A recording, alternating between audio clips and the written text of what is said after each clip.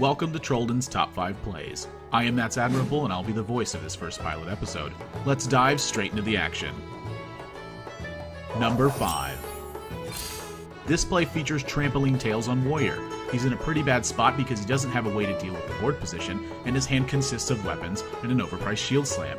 He knows he cannot attack into Sludge Belcher because hero power and leftover minions would finish him off, so he decides to wait it out. Next turn, though, he top decks Execute and immediately spots lethal. Equipping Fiery War Axe without attacking still procs Death Rattle, which makes it possible to execute Sludge Belcher. After that, Armor Up and Shield Slam take care of the slime, and Trampoline jumps past his opponent's board to grab a close victory. Number 4.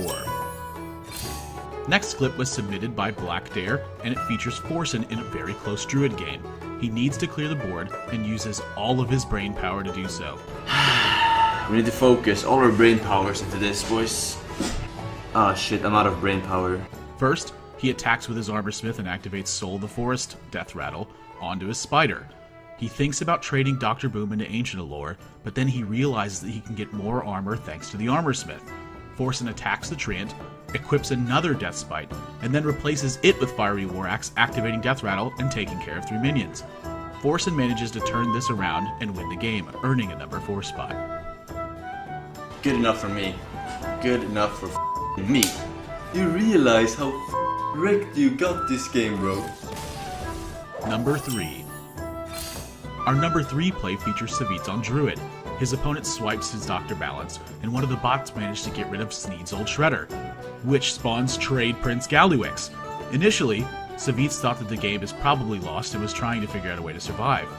But the best lethal is the unseen one. Luckily for Savitz, Twitch chat spotted yet another lethal, and yet this time Twitch chat was right. After spending some time looking at it again, Savitz finally spotted it. He plays Force of Nature, Innervate, and double Savage Roar, which activates Galliwix 4 times, giving Savitz 4 coins, and giving him enough mana to play all of those spells, which is enough to finish his opponent off with a swipe. Number 2.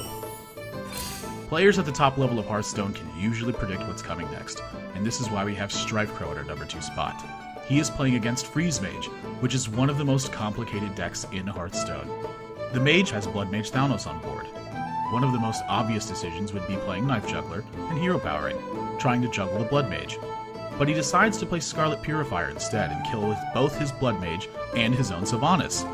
It might seem like a misplay at first, but it was actually done to play around Doomsayer. His opponent could have hero-powered Sylvanas and made her steal the Doomsayer, which would have destroyed all of Strifecrow's minions at the start of his turn. Turns out the mage actually had Doomsayer in hand, so Strifecrow playing around the Doomsayer perfectly makes sure he can secure this win. Number 1. It's tough to make a top 5 list without a player like Kolento. His opponent is at 24 HP and plays Ragnaros, trying to purge Kolento with fire. But not everyone has the luck of Amaz, so Ragnaros misses. Kolento sees an opportunity to finish his opponent off with Light Warden using Pyromancer and Circle of Healing. He sacrifices the Soul Priestess because he needs to use Circle of Healing without wiping his entire board, kills off his own Northsayer Cleric to dodge lots of fatigue damage, as he only has 3 cards left in his deck, and then plays Pyromancer and Injured Blade Master. Light of the Naru activates the Pyromancers, so that he can use Circle of Healing at its full potential, which in combination with the heal from Hero Power buffs his Light Warden to 19 damage, and probably makes his opponent stop playing Hearthstone for a while. Not only is this play impressive, but as soon as Kolento started roping, he made the correct decisions without any hesitation, giving him this win.